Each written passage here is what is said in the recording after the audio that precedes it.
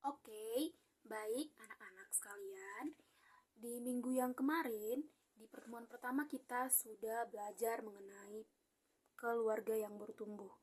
Keluarga yang bertumbuh itu seperti apa, ciri-cirinya, dan juga seperti apa contoh di dalam kehidupan kita sehari-hari. Nah, jadi sebelum Ibu mengajarkan kalian di pertemuan yang kedua ini, marilah dulu kita sama-sama bersatu di dalam doa. Puji dan syukur kami panjatkan kepada-Mu ya Tuhan, di mana buat berkat, kasih, dan penyertaan-Mu kepada kami di tempat ini, sehingga kami dapat berkumpul untuk melakukan pembelajaran di pertemuan yang kedua. Kiranya Tuhan yang memberkati dari awal, pertengahan, hingga akhir dari pembelajaran ini. Terpujilah Engkau ya Tuhan, hanya di dalam nama anak-Mu, Tuhan Yesus Kristus. Haleluya. Amin. Oke. Nah, jadi di pertemuan yang pertama kemarin, Ibu sudah menjelaskan kepada kalian mengenai keluarga yang bertumbuh itu. Oke? Nah, apa kita nyanyi dulu? Supaya regang. Supaya Ibu lihat kalian tidak tegang seperti ini. Kita bernyanyi dulu ya. Ku berbahagia, yakin teguh, 1, 2, 3, ya. Ku berbahagia, yakin teguh, Yesus abadi kepunyaanku. Oke. Kita akan belajar mengenai ciri-ciri pertumbuhan keluarga Allah. Bahan Alkitab kita pada materi kita yang pertemuan kedua ini adalah terambil dari Yohanes 15 ayat 1 sampai 8. Nah, jadi Ibu minta dulu kalian secara bergantian untuk membacakannya, ya. Oke, mulai dari si Putri. Bacakan dulu pokok anggur yang benar. Oke. Nah, jadi apa yang dapat kita ambil dari perumpamaan pokok anggur tersebut? Ada yang bisa menjelaskannya anak-anak? Ada yang bisa menjelaskannya mengenai perumpamaan dari pokok anggur yang benar yang terambil dari Yohanes 15 ayat 1 sampai 8. Ada yang tahu? Kalau ada yang tahu, tolong angkat tangan. Silakan angkat tangannya. Oke. Nah, apa Alex? Oke. Putri? Oke. Dea? Oke. Perumpamaan pokok anggur dan ranting adalah salah satu perumpamaan Yesus yang paling mendalam yang kita temukan tadi di dalam kitab Injil Yohanes ayat 1 sampai 8. Oke. Nah, perumpamaan pokok anggur dan ranting adalah salah satu perumpamaan Yesus yang paling mendalam yang kita temukan di dalam Injil Yohanes ayat 1 sampai 8 tadi, yang sudah Ibu suruh kalian membacakan per orang satu-satu ya. Oke. Nah, perumpamaan itu menggambarkan hubungan yang intim antara Yesus Kristus sebagai pokok anggur dan kita sebagai umat percaya sebagai apa kita? Sebagai ranting-rantingnya. Nah, Yesus adalah sumber kehidupan. Maksudnya di situ apa? Yesus adalah sumber kehidupan. Ada yang tahu di sini? Apa maksud dari Yesus adalah sumber kehidupan? Ada yang tahu? Bagi yang tahu angkat tangannya. Oke. Nah, karena tidak ada yang tahu, maksud dari Yesus adalah sumber kehidupan itu sama seperti ranting, tidak dapat hidup dan berbuah tanpa terhubung dengan pokok anggur. Demikian pula kita tidak dapat hidup dan berbuah dalam kehidupan rohani kita tanpa terhubung dengan Yesus Kristus. Ia adalah apa kita? Yesus adalah apa kita? Sumber kehidupan kita, kekuatan kita, apalagi? Dan segala yang kita butuhkan ada pada Yesus. Itulah yang dimaksud tadi dengan Yesus adalah sumber kehidupan. Nah, jadi anak-anak, ibu itu ingin kalian paham dan mengerti siapa yang kalian butuhkan di saat-saat kalian lagi terpuruk, lagi susah, lagi down. Kita lari kepada siapa? Ke Tuhan. Karena Tuhan adalah sumber kehidupan kita. Kita itu hanya bisa mengadu kepada Tuhan. Jangan atong kita mengadu sama orang lain. Belum tentu orang lain itu mengerti apa yang kita rasakan. Jadi, ke Tuhan Yesuslah kita itu berserah. Karena Tuhan Yesus adalah sumber kehidupan kita, umat yang percaya kepadanya. Dan termasuk juga kepada anak-anak ibu sekalian. Oke? Lalu apa lagi, nak? Apa perumpamaan yang dapat kita ambil dari Yohanes 15 ayat 1 sampai 8 tadi? Apalagi selain Yesus adalah sumber kehidupan? Apalagi? Yang kedua, pentingnya tinggal di dalam Kristus. Yang maksudnya di situ, untuk dapat berbuah, yang seperti sudah ibu jelaskan tadi, ranting harus tetap melekat pada pokok anggur. Begitu pula kita sebagai orang yang percaya harus terus-menerus tinggal di dalam Kristus. Melalui apa?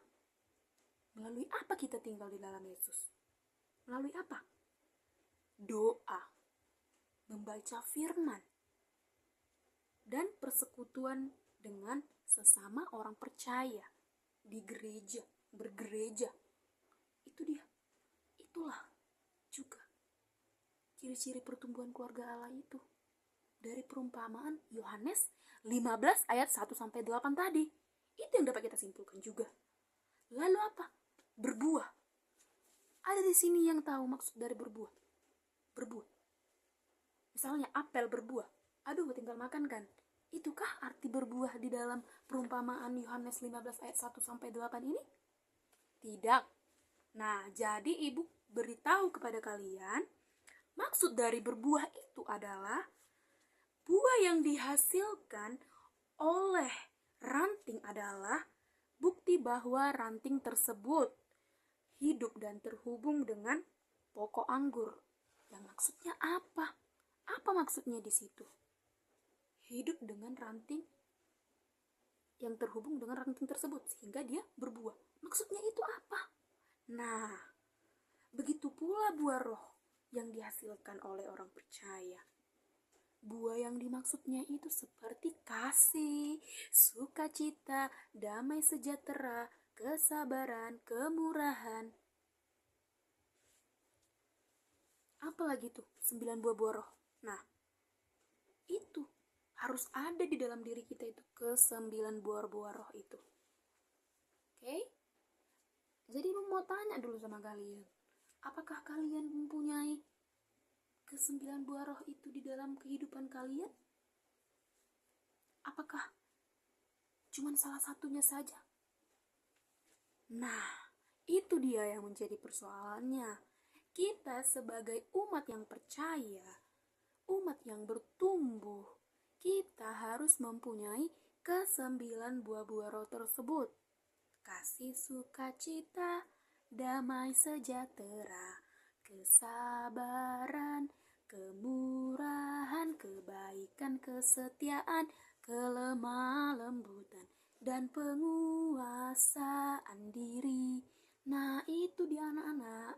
Jadi kita harus memiliki ke-9 buah roh tersebut. Ya, itu bahwa kalau kita memiliki ke-9 buah roh tersebut, itulah bukti bahwa kita sedang bertumbuh dan beriman. Nah, itu dia ya. Oke. Bertumbuh itu menunjukkan perkembangan rohani kita. Berbuah itu menunjukkan apa? Menunjukkan hasil dari pertumbuhan kita, yaitu manifestasi dari buah-buah roh yang ada di dalam kehidupan kita. Nah, lalu berakar. Maksud berakar itu apa? Akar tumbuh sampai besar. Maksudnya itu apa berakar itu? Nah, berakar itu menunjukkan dasar yang kuat dari iman kita. Iman yang ada di dalam diri kita. Itulah maksud dari berakar. Yaitu hubungan kita dengan Kristus. Apakah terus berakar atau tidak? Atau mati? Nah, itu dia ya. Oke. Nah, jadi sebelum Ibu membagikan kelompok kepada kalian sesuai dengan kelompoknya yang kemarin, 4 kelompok masihan kan? Kelompok pertama, kelompok kedua, kelompok ketiga, dan kelompok keempat. Nah, jadi Ibu meminta sama kalian, tapi sebelum itu Ibu mau bertanya dulu deh sama kalian. Iya, hey, kenapa kok melamun gitu? Dengarkan dulu Ibu ya anak-anak ya, dengarkan dulu Ibu ya. Kalau Ibu lagi menerangkan itu tolong didengarkan. Oke, nanti kalau udah siap Ibu menjelaskan, kalian bisa berbincang mengenai itu. Jangan dulu sekarang, jangan dulu di saat Ibu lagi menjelaskan atau ya. Oke? Oke. Jadi Ibu minta dulu kalian fokus dulu ya. Fokus dulu. Tolong dulu pikirannya itu mengarah ke pembelajaran kita hari ini. Jangan ada yang bermain-main. Fokus dulu kita mendengarkan ini. Karena ini materi yang sangat penting. Pertumbuhan keluarga, pertumbuhan rohani kita. Nah, itu tolong dulu didengarkan.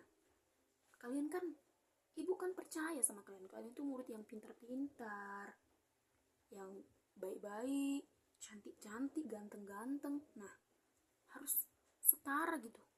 Jangan ditunjukkan sifat jeleknya gitu. Tunjukkanlah sifat yang bagus-bagusnya gitu kepada Ibu, oke? Nah, jadi Alex di minggu yang kemarin itu sudah ada perubahan Alex? Sudah adakah? Sudah tidak malas-malas lagi kah? Oh, sudah semangat ya kan? Oke. Nah, gitu dia. Kenapa? Semangat. Iya, karena materi ini sangat penting kan? Ibu sudah menjelaskan ke kalian di minggu yang pertama kemarin. Jadi ini dia. Tolong didengarkan dan disimak. Oke? Nah, Ibu akan membagikan kalian 4 kelompok. Kelompok pertama, kedua, dan ketiga, dan keempat. Kalian akan mendiskusikan mengenai yang pertama. Kalian buka dulu buku paket kalian di halaman 24-25. Udah semua? Oke, di situ ada 3 soal. Nah, jadi Ibu minta kalian di setiap kelompoknya itu mendiskusikan ketiga soal tersebut. Yang pertama, menurut kalian, mengapa keluarga Kristen disebut sebagai keluarga Allah? Yang kedua, sebutkan ciri-ciri keluarga Allah. Yang ketiga, bandingkan antara gambar A, yaitu Tuhan Yesus mengkehendaki kita sebagai ranting anggur yang baik, yang berbuah untuk Tuhan dan sesama, dan yang di gambar B yang di buku paket kalian itu, ranting anggur tidak berbuah, artinya tidak mempunyai makna hidup. Nah, jadi kalian di setiap kelompok itu diskusikanlah ketiga soal itu. Nah, jangan ada yang mau santainya saja. Harus berdiskusi. Jangan ada yang main-main. Oke? Nah, jadi kalian diskusikanlah ketiga soal tersebut di buku paket kalian di halaman 24-25 itu ya. Oke? Tolonglah kalian itu di setiap kelompok itu saling bekerja sama, saling membantu, saling mendorong supaya kalian itu dapat kesimpulannya. seperti yang kemarin juga yang ibu suruh. Oke? Oke. Nah, waktunya sudah habis ya. Jadi begini, ibu minta kalian setiap kelompoknya untuk mempresentasikannya ke depan. Apa yang kalian dapat apa jawaban yang kalian dapatkan selama kalian berdiskusi tadi dari ketiga soal yang di dalam halaman buku paket kalian, dari halaman 24 sampai 25. Apa yang kalian dapatkan? Nah, jadi ibu minta dulu kelompok pertama. Silakan maju. Oke. Nah, setelah tadi ibu sudah mendengarkan semua jawaban-jawaban dari kelompok-kelompok, dari kelompok pertama dan kelompok keempat. Nah, jadi kalianlah sendiri yang menilai. Seperti di minggu yang pertama kemarin, di kelompok pertama yang menilai di kelompok yang kedua, di kelompok yang kedua yang menilai di kelompok yang ketiga, di kelompok yang ketiga yang menilai kelompok 4, dan yang kelompok 4 menilai kelompok 1. Oke, jadi nanti apapun penilaian dari teman kelompok kalian ke kelompok kalian, tidak boleh ada yang protes, karena dari sinilah diajarkan bahwasanya apakah kalian itu sungguh-sungguh dalam berdiskusinya atau tidak. Nah, oke. Sampai di sini paham? Nah, jadi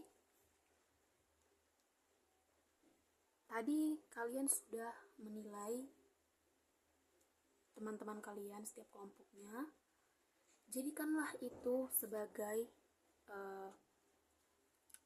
pedoman di dalam hidup kalian gitu. Kenapa ibu minta kalian menilai penilaian dari teman kelompok kalian? Karena ibu mengajarkan kalian untuk mandiri seperti yang ibu pakai. Menggunakan apa? Menggunakan pendekatan pembelajaran humanistik. Nah, itulah makanya ibu menyuruh kalian untuk menilai penilaian dari teman-teman kalian sendiri. Ibu juga menghargai apapun yang telah kalian diskusikan, apapun jawaban yang kalian dapatkan. Ibu itu menghargai. Dari tadi ibu mendengarkan kalian maju satu persatu, mulai dari kelompok yang pertama sampai kelompok yang 4. Nah, jawabannya itu bagus semua. Nah, jadi ibu sangat bangga sama kalian. Bangga. Karena dengan inilah kita diajarkan, dengan inilah kalian ibu ajarkan supaya mandiri. Sekaranglah kalian dibentuk supaya menjadi pribadi yang mandiri. Karena ibu lihat kalian itu juga lebih sering menganggarkan teman kalian untuk mengerjakannya. Seperti itu. Nah, jadi apapun penilaian dari teman kalian ke teman kelompok kalian, kalian harus siap menerimanya. Oke, sampai di sini paham? Oke. Jadi ibu simpulkan mengenai materi pembelajaran kita.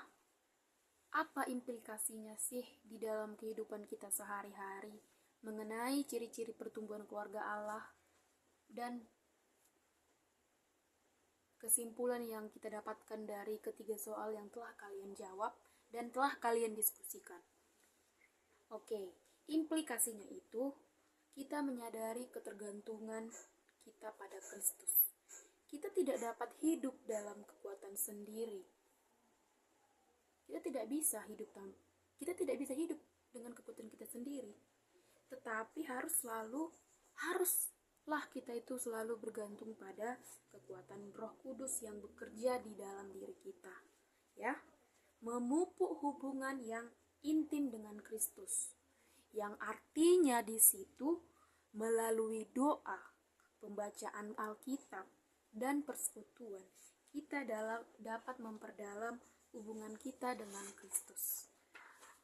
Lalu menerima pemangkasan, yang maksudnya di situ kita harus siap menerima segala jenis pemangkasan di dalam hidup kita, karena itu adalah bagian dari proses pertumbuhan rohani.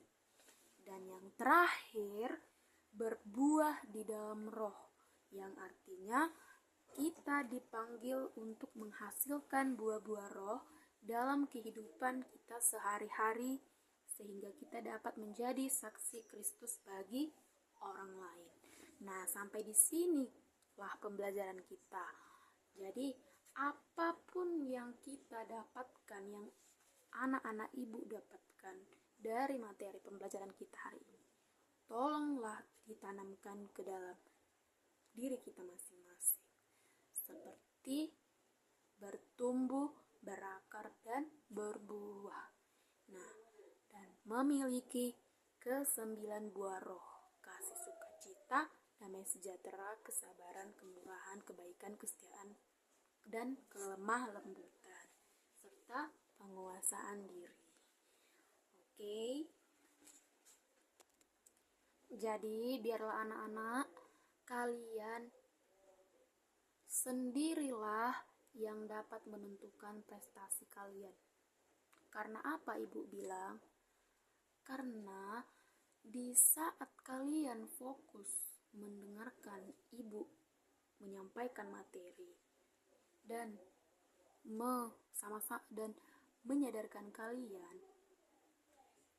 pasti kalian itu terbuka untuk mendengarkan untuk pembelajaran hari ini, dan itu akan kalian tanamkan ke dalam kehidupan kalian masing-masing, ke dalam diri kalian masing-masing. Tetapi kalau kalian tidak fokus mendengarkan apa yang ibu sampaikan, dan kalian malah bisa dibilang acuh tak acuh dalam ibu menyampaikan materi, nah itulah tidak ada yang kalian dapatkan dari pembelajaran kita di pertemuan yang kedua ini. Itulah, sia-sia saja kalian datang ke sekolah kalau kalian tidak mendengarkan apa yang ibu jelaskan mengenai pembelajaran kita yang mengenai ciri-ciri pertumbuhan keluarga. Oke, jadi biarlah kalian mandiri dan berpikir dewasa seperti apa maksud ibu. Karena di minggu yang lalu juga ibu sudah memberikan kalian tugas masing-masing setiap individunya, dan kalian sudah menunjukkannya sama ibu. Oke, baik. Itulah, terima kasih. Jadi biarlah kalian tanamkan itu di dalam diri kalian masing-masing, karena kalian juga sudah dewasa. Harusnya kalian itu mengerti mengenai baik dan buruknya. Oke. Nah, seperti biasa, untuk menutup pembelajaran kita hari ini, ibu minta kalian mengerjakan juga tugas secara individu-individu, dan tugasnya itu berbeda-berbeda sesuai dengan kemampuan kalian masing-masing. Karena apa? Karena supaya kalian itu diajarkan mandiri, seperti itu ya.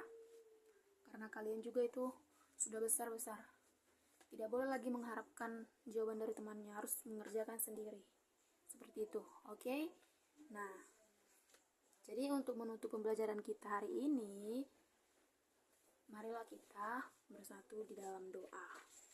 Terima kasih Tuhan, terima kasih Yesus, kami telah selesai melakukan pembelajaran kami di pertemuan yang kedua ini mengenai ciri-ciri pertumbuhan keluarga Allah. Biarlah Tuhan apa yang disampaikan guru kami dapat kami terapkan di dalam kehidupan kami sehari-hari. Terima kasih Yesus, terima kasih Roh Kudus, kami serahkan semua ke dalam tangan pengasihan-Mu.